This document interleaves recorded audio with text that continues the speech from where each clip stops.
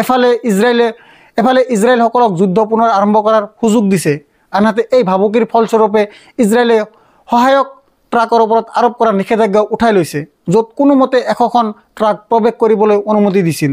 এতিয়া 600ৰ পৰা 800খন সাহায্য ট্ৰাক পুনৰ পেলেষ্টাইনত প্ৰৱেশ কৰিছে। কিন্তু ইজৰাইলৰ বিষয়ে বেছি ক'ব নোৱাৰি, ই পুনৰ যুদ্ধ আৰম্ভ কৰিব পাৰে। কিন্তু আপুনি বুজিব লাগিব যে ইজৰাইলৰ ৰণনীতি কি, ই কি কৰি আছে।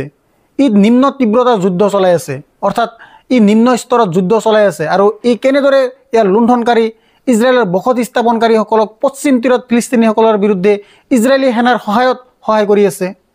যিসকলে তেওঁলোকৰ সম্পত্তি লুণ্ঠন কৰি আছে, তেওঁলোকে তেওঁলোকৰ ঘৰলৈ উভতি আহিছে, তেওঁলোকক হাৰাশাস্তি কৰা হৈছে। একেদৰে IDFৰ উত্তৰ গাজাৰ লোকসকলক নিৰন্তৰ আক্ৰমণ কৰি আছে। তেওঁলোকে এতিয়াও জীৱন লৈ আছে, কিন্তু বহুত সৰু পৰিমাণত মানুহক হত্যা কৰা হৈছে।